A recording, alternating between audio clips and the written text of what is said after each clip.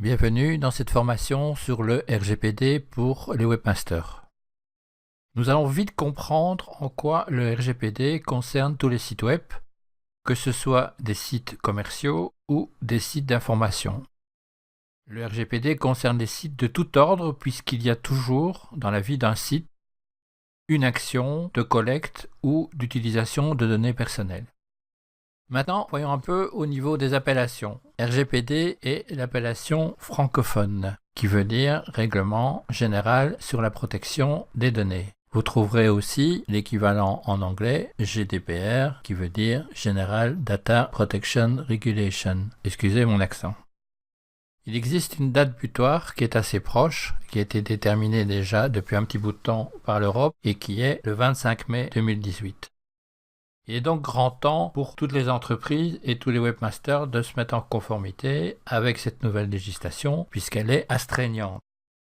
Les sanctions sont assez lourdes pour ceux qui ne se plient pas aux exigences du RGPD. On estime jusqu'à 20 millions d'euros ou 2 à 4% du chiffre d'affaires annuel mondial pour les multinationales.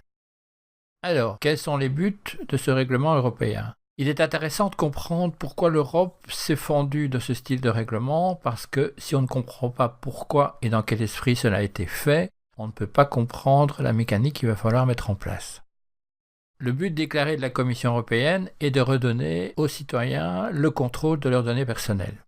Il est tout à fait réaliste pour la Commission européenne de protéger les individus et leurs données personnelles en regard de toutes les utilisations qui en sont faites régulièrement, puisque de nombreux sites et de nombreux prestataires collectent des données, parfois ou souvent à l'insu des personnes qui sont surveillées, et utilisent les données également sans leur consentement.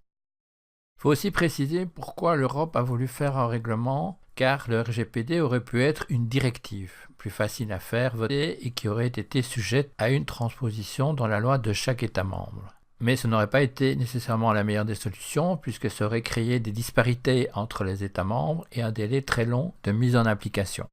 Donc l'Europe a préféré créer un règlement dont la rédaction a duré plusieurs années, entravée par des actions de lobby, il faut bien s'en douter, et qui ont été le fruit de longues négociations entre les États membres. En revanche, les États membres ont tous accepté et signé la version finale, et donc il n'y a pas de transposition nationale. Qu'en fait, ce règlement est applicable tel quel dès son entrée en vigueur, de la même façon sur tout le territoire européen. Parallèlement, on a quand même laissé un petit peu de marge aux responsables de la protection de la vie privée, comme la CNIL par exemple, au niveau de l'interprétation technique du règlement et d'une définition plutôt locale des mises en application. Quelles sont les entreprises visées ? C'est pas difficile de le deviner. Dans un premier temps, les entreprises qui ont été mises sur la sellette par la Commission européenne, ce sont ce qu'on appelle les GAFA, donc c'est-à-dire Google, Amazon, Facebook ou Apple, ou GAFAM si on ajoute Microsoft en 5e position. Pourquoi ? Parce qu'ils sont au centre de toute utilisation informatique actuelle, aussi bien sur le web que sur n'importe quel ordinateur ou smartphone, puisque ceux-ci vous procurent vos systèmes d'exploitation pour certains et ou des applications qui sont largement utilisées. En étant présents sous tous les ordinateurs, smartphones et sur énormément de sites web, ils peuvent ainsi collecter un grand nombre de données. Et vu les différents scandales qu'il y a eu récemment dans l'utilisation abusive des données et des vols de données, rappelez-vous notamment l'affaire Facebook, il est grand temps de protéger les citoyens d'utilisation qui en est faite par ces multinationales.